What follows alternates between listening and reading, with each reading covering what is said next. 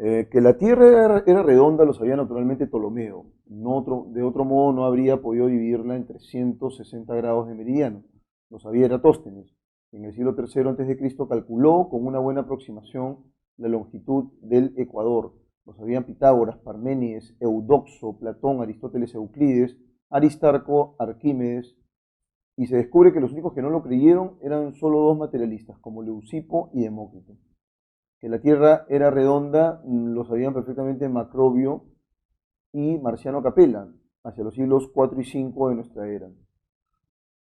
Por lo que concierne a los padres de la Iglesia, tenían que medirse con el texto bíblico que hablaba de la forma rectangular del tabernáculo, pero Agustín, aunque no tenía opciones seguras al respecto, conocía la de los antiguos y concedía que el elemento sagrado hablara por metáforas. Esta es la palabra de sentido contextual. Su posición era más bien otra, bastante común al pensamiento patrístico. Puesto que no salvamos el alma, conociendo la forma de la tierra, la cuestión le parecía de escaso interés. Isidoro de Sevilla, que desde luego no era un modelo de meticulosidad científica, calcula la longitud ecuatorial. Muy bien, entonces podríamos pensar que la Tierra era plana, esa es la pregunta de rigor. Dice lo siguiente en el tercer párrafo: incluso un estudiante de primero de bachillerato puede deducir fácilmente que si Dante entra en el embudo infernal y sale por la otra parte viendo estrellas desconocidas al pie de la montaña del purgatorio, eso significa que sabía perfectamente que la Tierra era redonda. Pero pase con Dante, perdón, dice acá. Vamos a darle forma a este último párrafo, ¿no? En el que se señala lo del estudiante primero de bachillerato, donde dice que puede deducir fácilmente que si Dante entra en el embudo infernal y sale por la otra parte viendo estrellas desconocidas al pie de la montaña de purgatorio, eso significa que sabía perfectamente que la Tierra era redonda. Pero pase con Dante, al que nos sentimos propensos a atribuir todas las virtudes. El hecho es que de la misma opinión fueron cristianos tempranos como Orígenes y Ambrosio, y en el periodo escolástico pensaban en y hablaban de una tierra esférica. Alberto Magno y Tomás de Aquino, Roger Bacon, Juan de Sacrobosco, Pierre Dalí, Egidio Romano, Nicolás de Oresme y Juan Buridán, para citar algunos. Muy bien, entonces arranquemos por favor con la resolución de esta lectura. Ya saben que concedí es el término en contexto. Básicamente el texto constituye un alegato contra el mito, es un argumento, ¿no? Es un argumento en contra de qué? De la arraigada creencia de que la Tierra era plana, de la doctrina bíblica de la esfericidad de la Tierra, de la profunda ignorancia de los autores medievales de la Tierra esférica defendida por Dante Alighieri. La clave correcta aquí, en rigor, es la alternativa A, de la arraigada creencia de que la Tierra era plana. ¿No? El antónimo contextual del verbo conceder ya les había dado la clave, dice lo siguiente ahí: concedía que el texto sagrado, ¿no? Los padres de la iglesia, ¿no? San Agustín nos hablan aquí. Aunque no tenía opiniones seguras al respecto, conocía las de los antiguos y concedía que el texto sagrado hablara por metáforas, ¿no? Es una de las concesiones que él hace. En el caso del verbo conceder, el antónimo sería arrebatar, quitar, recibir, refutar. Ya que se trata de argumentos y no de objetos, la clave correcta sería la alternativa de refutar, ¿no? Ese sería el elemento correcto. Vamos ahora con la pregunta número 3. Resulta incompatible con lo planteado en el texto pretender que los representantes, y ahí tenemos una línea para completar, eran partidarios de la esfericidad de la Tierra. ¿Quiénes, en rigor? Los representantes de la Academia Platónica, de la Escuela Aristotélica, del atomismo materialista o del periodo escolástico. Sospecho que tú tendrás de alguna manera alguna de las opciones correctas, pero yo te digo cuál sería la clave: del atomismo materialista. ¿Por qué razón? En principio, Leucipo y Demócrito eran los representantes fundadores del atomismo materialista, y en tal sentido no creían en la esfericidad del globo terráqueo, y por esa razón es incompatible esa afirmación, ¿no?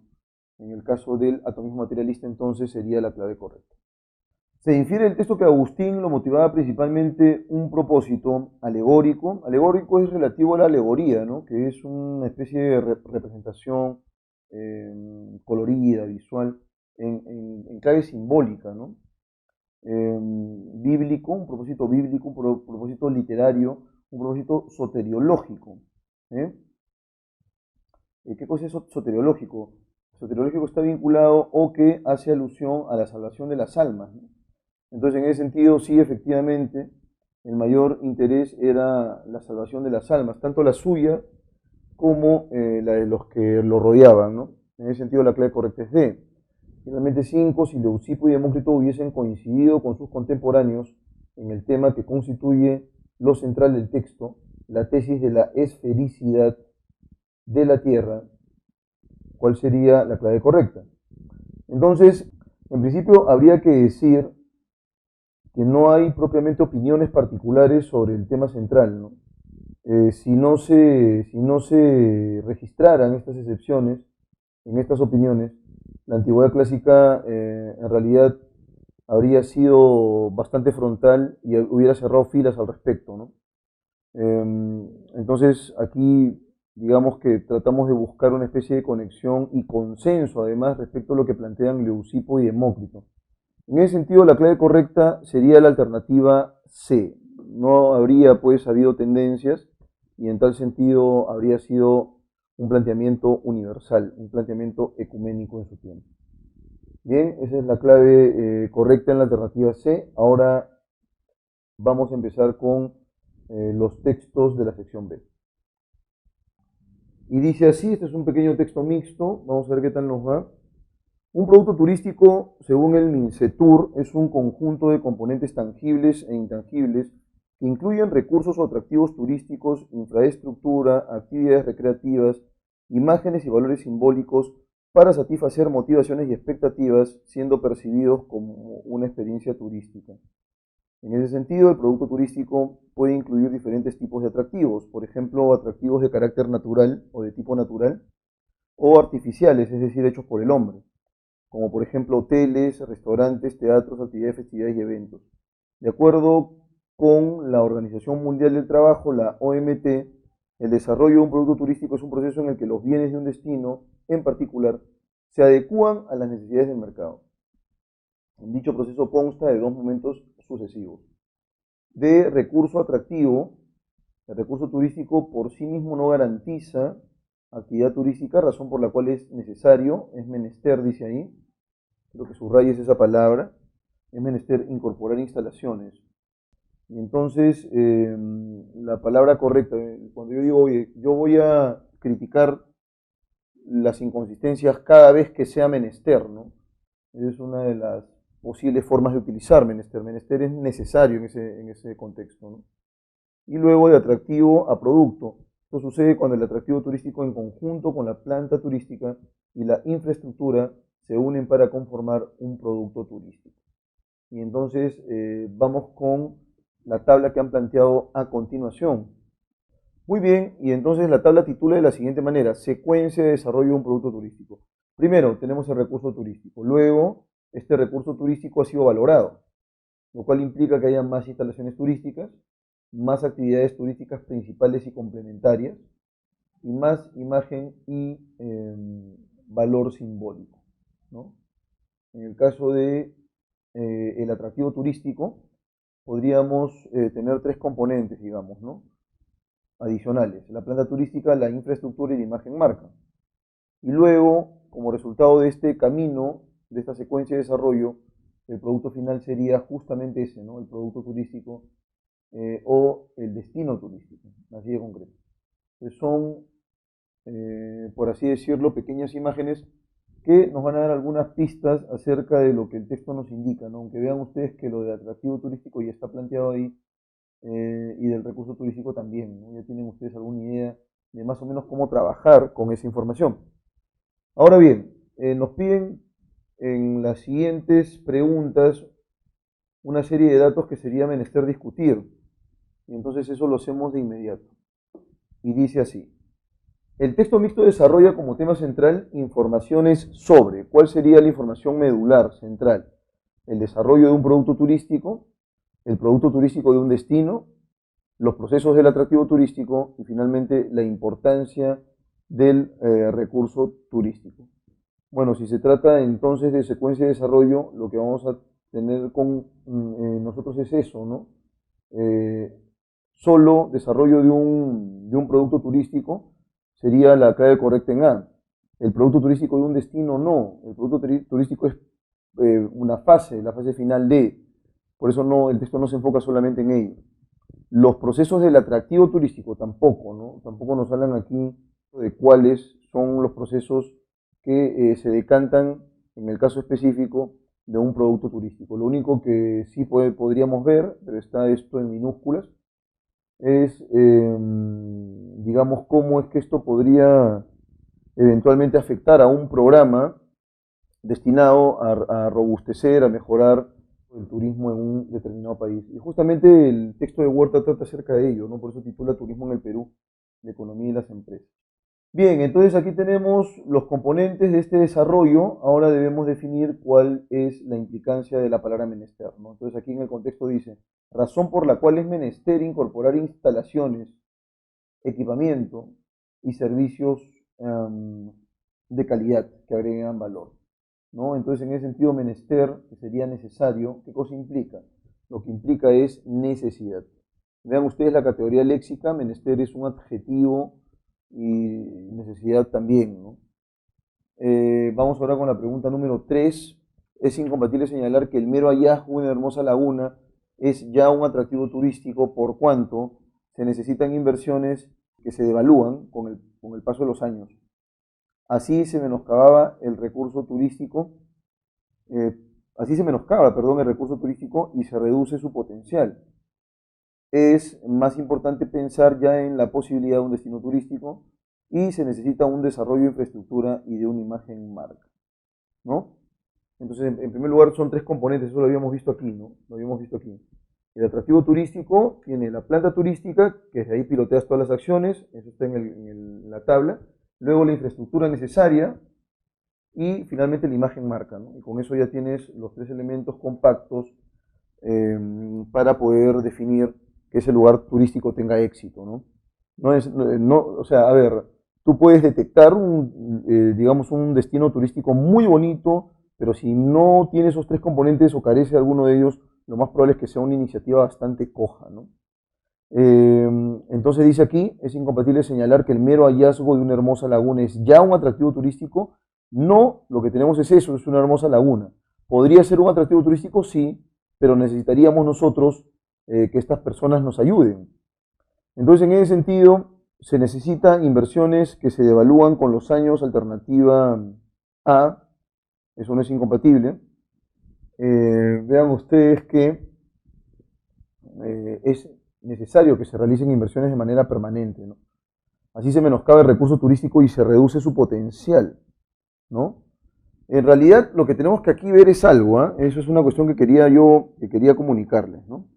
Cuando te preguntan así, por cuánto o por que ya que, pues, la incompatibilidad no la busquemos en las claves. La incompatibilidad la tenemos que buscar en el encabezado. Y en el encabezado se señala lo siguiente. El mero hallazgo de una hermosa laguna es ya un atractivo turístico. ¿Eso es cierto? No, eso es falso. O sea, ya tenemos la incompatibilidad aquí en la premisa. ¿Sí? Por cuanto lo que tenemos que plantear ahora son, en rigor, las razones o la razón de peso por la cual esa afirmación es falsa. ¿Sí? Y entonces arrancamos con la A. Se necesitan inversiones que se devalúan con el pasar de los años. Falso. Si tú inviertes, por ejemplo, en una estancia turística, esa estancia turística va a durarte una barbaridad. Así se menoscaba el recurso turístico y se reduce su potencial. En primer lugar, no hay propiamente pues un atractivo turístico, ¿no? Y tampoco vas a menoscabar el recurso turístico. Lo que vas a hacer es que se vuelva rentable, ¿no? Alternativa C, es más importante pensar ya en la posibilidad de un destino turístico. Si el mero hallazgo de una hermosa laguna es ya un atractivo turístico, es falso, ¿no? Se necesita un desarrollo de infraestructura y de una imagen marca, esa es la clave, ¿no? Requerimos de ello. Una vez que ya tengamos el lugar, faltan esos componentes, la infraestructura, un buen edificio donde poder pilotear las acciones pertinentes, tener una planta turística que es otro de los componentes y finalmente la imagen marca. Esos tres confluyen y lo que tenemos al final es, digamos, un atractivo turístico ya consolidado, ¿no? Al tener un atractivo turístico, por supuesto que lo que mejora son los ingresos económicos. Vamos ahora con la pregunta número 4. Pregunta número 4. ¿Es posible deducir del texto que la isla de los Uros en el lago Titicaca es un producto turístico? ¿Por qué sería deducible ello, ¿no? La isla de los Uros. Más o menos por lo que hemos señalado al inicio, ¿no? Lo que nosotros tenemos en el caso de la isla de los Uros ya es propiamente un conjunto de componentes que son tanto tangibles como intangibles, porque es lo que señala la lectura, ¿no? Entonces, si yo, por ejemplo, un lugar natural quiero volverlo un espacio turístico, necesariamente voy a tener que invertir, ¿no? Y eso tiene que contar con una serie de requisitos mínimos para que la gente, digamos, que transite con libertad, puedan eh, ir las veces que sea menester, las veces que quieran, y que además sea autosostenible, ¿no? Por esa razón es que cobran para entrar a un producto turístico, a un lugar, ¿no? Entonces, en el caso de la isla de los Uros, en el lago Titicaca es un producto turístico porque conjugan una serie de componentes que probablemente ya están establecidos. El MINCETUR, dice acá, ha analizado su enorme potencial para generar turismo en la región. No es que tenga un enorme potencial para generar turismo, ya genera turismo en la isla de los Uros. Entonces la clave correcta no es la A. Cuenta con acceso para poder arribar y así conocer las costumbres de los Uros, genera ganancias a los diversos alcaldes que persiguen intereses crematísticos. Es una isla artificial construida y habitada por un grupo étnico anterior a los incas. ¿Cuál sería el factor de peso? ¿Cuál sería la inferencia causal? Porque tengan en cuenta que aquí nos están colocando un conector causal. Eso es lo que tenemos que buscar, la conexión causal con lo anterior. La isla de los Uros, entonces, en el lago Titicaca es un producto turístico porque, ya les había dicho, han confluido una serie de componentes. Y en ese sentido la clave correcta es la A, cuenta con acceso para poder arribar y así conocer las costumbres de los Uros. Si fuera inaccesible la isla de los Uros, nadie iría, pues, ¿no? Entonces, en ese sentido, hay toda una infraestructura ya planteada, ¿no? Que permite que tú incluso interactúes con los Uros, conozcas más de sus costumbres, etcétera, etcétera.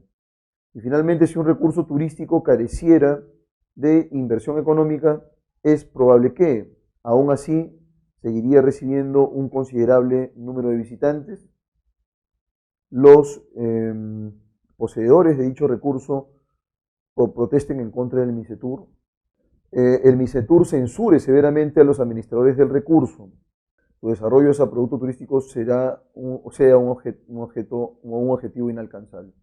Bueno, tienes el recurso turístico, ese recurso turístico podría devenir en un espacio turístico, digamos, que se pueda visitar, pero para ello se requiere inversión. Por supuesto que el monto de la inversión se va a recuperar, pero se requiere inversión. Si no hay inversión, no hay nada. Entonces, si un recurso turístico careciera de inversión económica, lo obvio es la alternativa de su desarrollo hacia el producto turístico sea un objetivo inalcanzable, ¿no? Tienes las condiciones como recurso, pero te faltan una serie de componentes para poder arribar y alcanzar el denominado o constituir un producto turístico. Vamos con el texto A. Argumentos para abandonar la Unión Europea. Ya más o menos eso nos da una pista de cuál es, digamos, la estructura del texto. Nos da una pista sólida sobre qué va a abordar el texto, el abordaje, cuál va a ser la temática. Si, bueno, dice texto A es porque va a ser un texto argumentativo, digamos, a favor del abandono, del Brexit. El Brexit es en Gran Bretaña, ¿no? Pero aquí esta ruptura respecto a la Unión Europea. Y por supuesto el texto B va a ser argumentos más bien para quedarse en la Unión Europea, no para abandonarla. Entonces, dice aquí lo siguiente. Uno, el primer argumento, ¿cuál es? Cuestión de soberanía. La mitad de las leyes en vigor en Gran Bretaña han sido aprobadas por burócratas de la Unión Europea. El Tribunal Europeo de Justicia dicta sentencias contrarias al parecer de los tribunales británicos. Solo abandonando la Unión Europea, el Reino Unido podrá volver a tomar el timón de su destino y ser un país soberano, regido por sus propias leyes, y no por lo que diga la Unión Europea. Pertenecer a la OTAN y al Consejo de Seguridad de la ONU es más relevante en el tablero internacional que pertenecer a la Unión Europea. Entonces, mucho cuidado con ello. El primer argumento es el siguiente, dice, el Reino Unido está encorsetado, no puede, digamos, decidir por sí mismo, porque pertenece a la Unión Europea, y si pertenece a la Unión Europea tiene que seguir en rigor las leyes planteadas por la Unión Europea. Entonces, aquí el autor del texto A más bien se decanta por la autonomía, ¿no? Hay una cuestión de soberanía que se tiene que respetar y de separarte de la Unión Europea va a implicar necesariamente que sigas tus propias normas, ¿no? Tus propias leyes. Bueno, es posible que esto sea medio cuestionable, ¿no? Pero es uno de los argumentos que el autor propone, ¿no? La cuestión de soberanía. Quiero autonomía, quiero aplicar una ley y no puedo, porque debo regirme a las leyes de la Unión Europea. Si me desvinculo de la Unión Europea, entonces voy a poder, digamos, mandarme la parte y hacer por propia cuenta eh, y deshacer por propia cuenta en beneficio del Reino Unido. Entonces, la cuestión de soberanía es uno de los argumentos que plantea el autor. Nos salimos de la Unión Europea, vamos a tener mayor libertad para poder aplicar nuestras propias leyes, seguimos aquí, simplemente nos ceñimos a lo que la Unión Europea plantee o defina. Ahorrar dinero. Pertenecer a la Unión Europea sale muy caro, dice acá. Gran Bretaña contribuye cada semana con 350 millones de libras esterlinas al mantenimiento de la Unión Europea, lo que supone 20.000 millones de libras al año. Si el Reino Unido abandona la Unión Europea, esa montaña de dinero se podría destinar a inversiones en el país y a mejorar los servicios públicos, sobre todo el sistema sanitario. Entonces, dice aquí que existe pues es muy oneroso pertenecer a la Unión Europea como país. Entonces, si se sale Gran Bretaña de la Unión Europea, eso le va a permitir ahorrar plata al país, ¿no? Eh, Dice aquí lo que supone 20.000 millones de libras al año, ¿no? Esa montaña de dinero podría bien servirle al Reino Unido, a Gran Bretaña, y en ese sentido estas inversiones se podrían destinar a mejorar todo tipo de servicios en el país, ¿no? Y finalmente el último argumento es la inmigración y la seguridad. Entonces vamos con el primero de ellos, esa cuestión de soberanía. El Reino Unido quiere ser autónomo, no quiere que ninguna Unión Europea le diga qué hacer, pues, ¿sí? La autonomía. En el caso del segundo es económico, ¿no? El dinero. El dinero. Puede haber un ahorro sustancial y ese ahorro sustancial se podría derivar luego a mejorar servicios públicos, ¿no? Sobre todo dice aquí el sistema sanitario. Inmigración y seguridad.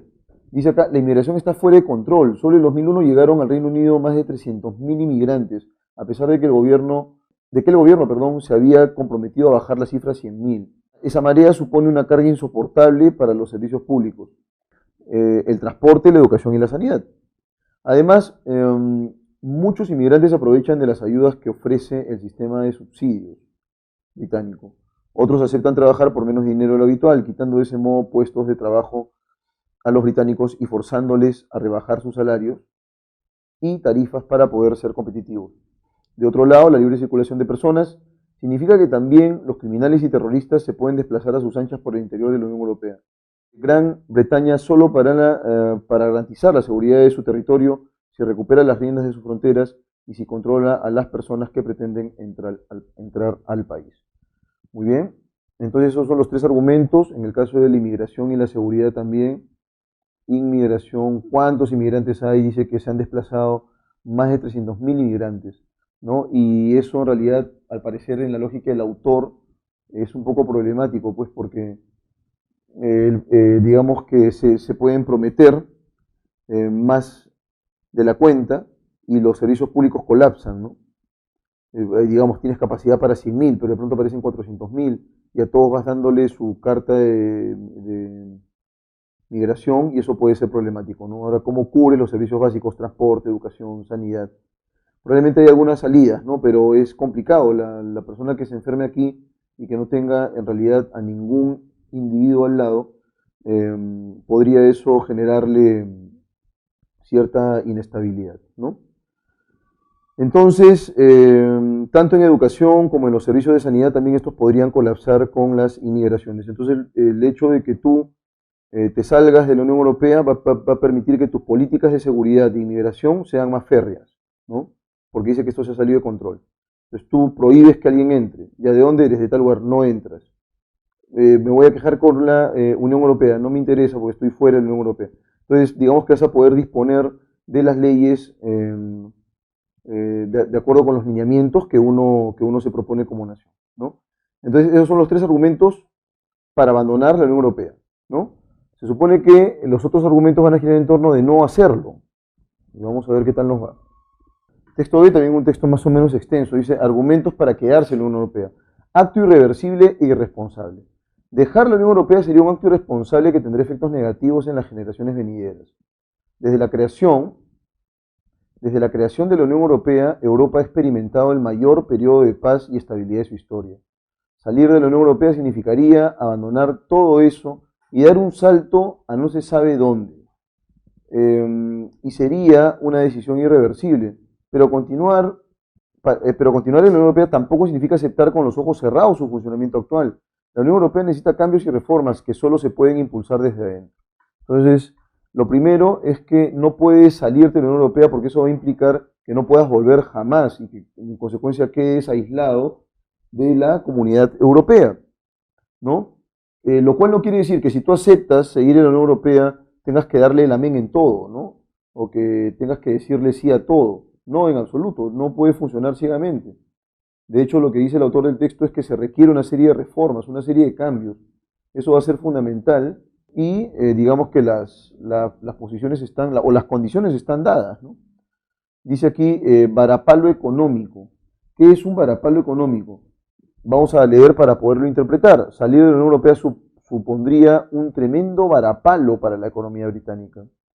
Formar parte de un mercado único de 500 millones de personas ha supuesto una importante fuente de riqueza para Gran Bretaña y le ha abierto la puerta a más de 50 países con los cuales la Unión Europea tiene acuerdos comerciales. Más de 3 millones de empleos en Gran Bretaña dependen del comercio con la Unión Europea.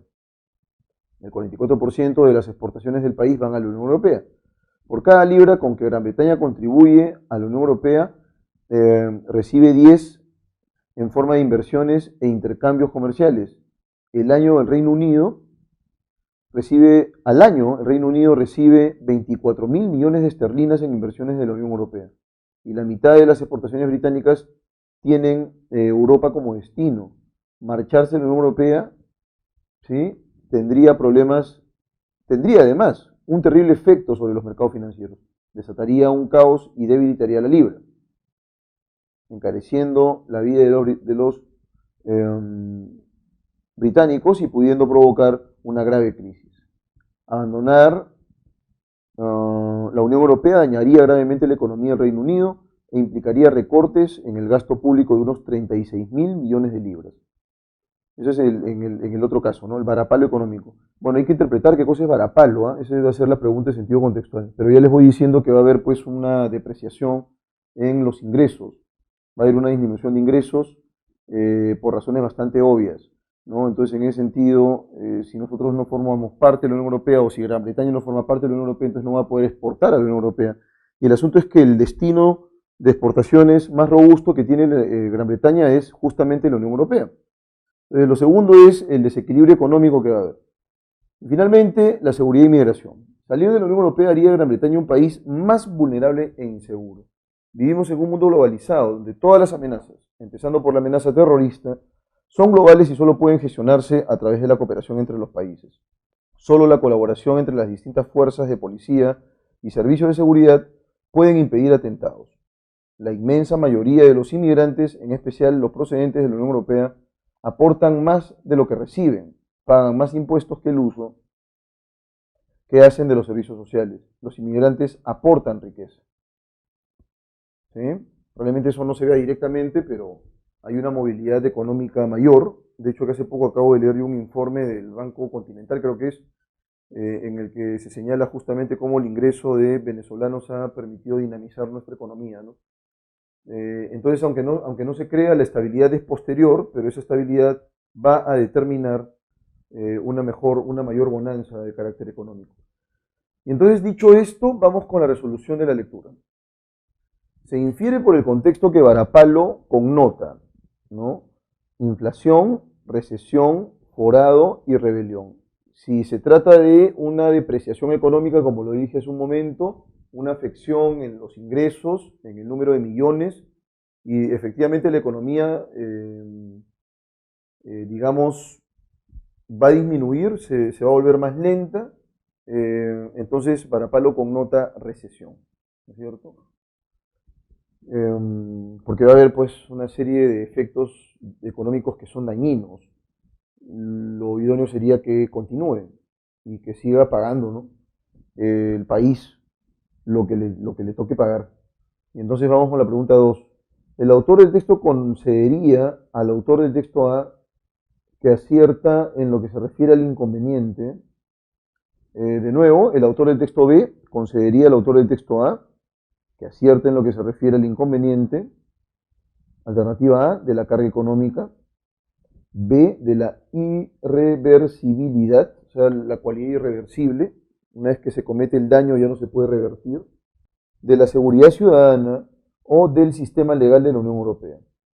Digamos, el autor del texto B le concedería al autor del texto A lo siguiente, ¿no? Le diría, bueno, hay en realidad una problemática que es de orden legal, ¿no?, para la Unión Europea, ¿no? Y eso va a implicar que también es un problema para Gran Bretaña.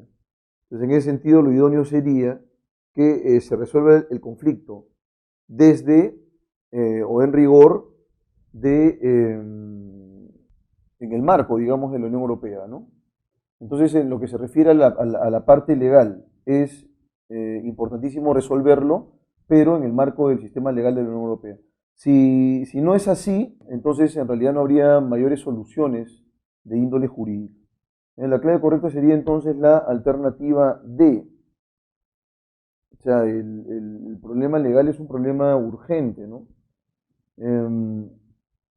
Lo que dice el autor del texto B es que se tiene que resolver desde dentro, ¿no? Pero que existe un problema legal, existe un problema legal. Pregunta número 3. Pregunta número 3. En el marco de la pregunta número 3, entonces, querido Cachimbito, dice lo siguiente aquí. Desde el punto de vista económico, el autor del texto A ve al inmigrante como, en tanto que el autor del texto B lo ve como, ¿no? Entonces, lo que hay que precisar aquí es cómo asume digamos, la condición del migrante, tanto el autor del texto A como el autor del texto B, ¿sí? ¿Cuál sería la lógica de ambos? En primer lugar, el autor del texto B, el autor del texto A, perdón, ¿está a favor o en contra del inmigrante? Por supuesto que si está a favor del Brexit, o sea, de la desvinculación de Gran Bretaña respecto de la Unión Europea, va a ver al inmigrante como algo negativo, definitivamente. El autor del texto B más bien considera que dinamiza la economía y hay unos tantos millones que se podrían granjear a partir del papel fundamental que va a cumplir, ¿no es cierto?, el inmigrante. Entonces, en ese sentido, para el autor del texto va a ser completamente negativo. Busquemos entonces alguna de las claves en las cuales encontremos algo negativo. A, lastre o carga. Bueno, ahí tenemos algo negativo. Competencia laboral, en absoluto. Estímulo productivo, no hay un estímulo para él. Evasor de impuestos. No se toca en realidad la evasión de impuestos aquí, ¿no? Lo que se señala es que la inmigración está fuera de control en el texto A. Dice además que hay más de 300.000 migrantes, a pesar de que el gobierno se había comprometido a que eso se reduzca a 100.000.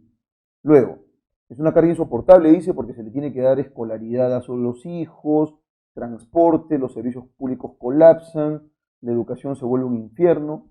Y además dice aquí que muchos inmigrantes abusan de esta política, ¿no es cierto?, de subsidios británicos, ¿no?, que son ayudas económicas.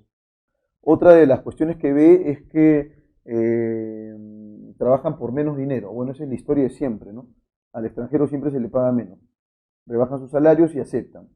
Entonces, también plantean lo de la amenaza terrorista, ¿no?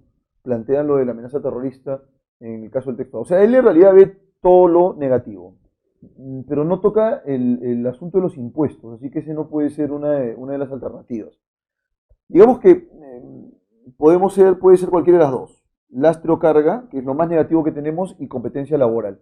Aunque competencia laboral no tiene estrictamente una connotación negativa. Y luego, por otro lado, tenemos en el caso del texto B, agente de producción, consumidor de riquezas. ¿Cuál de los dos creen ustedes que es más acorde con la propuesta del texto B? Si el autor del texto B plantea que el migrante lo que hace es dinamizar la economía del país, y además habla de bastantes millones de euros, ¿no? Dice aquí que va a haber pues una especie de varapalo económico, eso es en cuanto a las inversiones, y en el caso de seguridad y migración dice que eso lo va a volver a un país más inseguro. Entonces vamos por el lado de cómo ven al migrante aquí. Y me voy a permitir, lo que señalan aquí es digamos, el hecho de formar parte de la Unión Europea forma un mercado interesante para el Reino Unido, ¿no? 500 millones de personas, dice aquí, ha supuesto una importante fuente de riqueza para Gran Bretaña y le ha abierto las puertas a más de 50 países con los cuales la Unión Europea tiene acuerdos comerciales, ¿no? Entonces hay, por un lado, digamos, un aliciente de carácter económico, y por otro lado, los inmigrantes también tienen un papel fundamental. Y me voy a permitir citar la última parte del texto de la inmensa mayoría de los inmigrantes, en especial los procedentes de la Unión Europea, aportan más de lo que reciben. Ojo con eso. Pagan más impuestos que el uso que hacen de los servicios sociales. Los inmigrantes aportan riquezas. Entonces, en ese sentido no puede ser la B, porque no es que consuman riquezas, sino más bien aportan. ¿Qué cosas son entonces? Agentes de producción. La clave correcta sería la alternativa A. 4. Resulta incompatible con la posición del texto 2B considerar que la política de la Unión Europea puede ser mejorada. Sí, él en realidad señala que no necesariamente seguir en el marco de la Unión Europea implica que yo le acepte todo a la Unión Europea. Eso lo deja claro al inicio del texto, nada más. El autor considera que se tiene que hacer reajustes definitivamente. Pero separarte de la Unión Europea es un terrible error, ¿no? Eso es para el autor del texto B. Entonces eso no puede resultar en absoluto incompatible. Luego, salir de la Unión Europea significa dar un salto al vacío, también, porque va a haber un varapalo económico, digamos que va a volver al Reino Unido más vulnerable. Entonces, digamos que salir de la Unión Europea significa dar un salto al vacío, eso es cierto, pues, ¿no? Va a haber problemas de toda índole. Luego, C, el factor económico es determinante en la cuestión medular.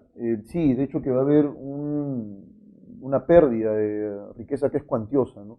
La Unión Europea tiene o constituye un mercado importante para Gran Bretaña. Salirse de la Unión Europea va a implicar que no se pueda comercializar con esos países. Y en consecuencia va a haber pues una disminución considerable de los recursos económicos. Entonces eso es compatible. Por defecto nos queda la D, pero vamos a leerla. La autonomía debe tener prelación. ¿Qué cosa es prelación? Anticipación respecto de la seguridad. Bueno, tiene que haber, digamos, una autonomía, o se tiene que considerar primero la autonomía y después la seguridad. En absoluto no tiene nada que ver con ello. Y más bien señala que el hecho de quedarse en la Unión Europea no va a implicar una pérdida de autonomía, como señala el autor del texto A, ¿no? Entonces, la clave correcta es la alternativa D, justamente. No es que se priorice la autonomía, y además, no es que formar parte de la Unión Europea haga que Gran Bretaña pierda autonomía. Eso es lo que el autor deja bastante en claro, ¿no?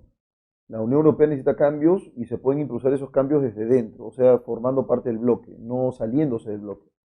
Y finalmente, en el caso de la alternativa de la pregunta 5, en cuanto a la seguridad ciudadana, el autor del texto A apuesta por, en tanto que el del texto B lo hace por. En principio, lo que está señalando aquí el autor del texto A es que hay una cuestión de hegemonía particular que él llama la soberanía. Entonces, salirse de la Unión Europea va a implicar que se apliquen las leyes particulares de Gran Bretaña, ¿sí? En contraposición con las leyes de la Unión Europea. Si tú formas parte de la Unión Europea, sigues el sistema legal de la Unión Europea. Entonces, en el caso de la seguridad ciudadana, el autor del texto señala que esta tiene que regirse por leyes de Gran Bretaña, no por leyes del colectivo. Si tú quieres castigar a alguien y la Unión Europea en realidad te impide eso, no puedes hacer nada. Entonces, lo idóneo sería ahí el control interno. Claro, porque apela a la soberanía. Y en el caso del texto B, él más bien se decanta por la cooperación internacional. ¿Por qué razón? Porque él señala que salirse de la Unión Europea va a volver más vulnerable, más bien a Gran Bretaña. Entonces se requiere de la ayuda que podría darle eventualmente todo el bloque europeo. La clave correcta es la A.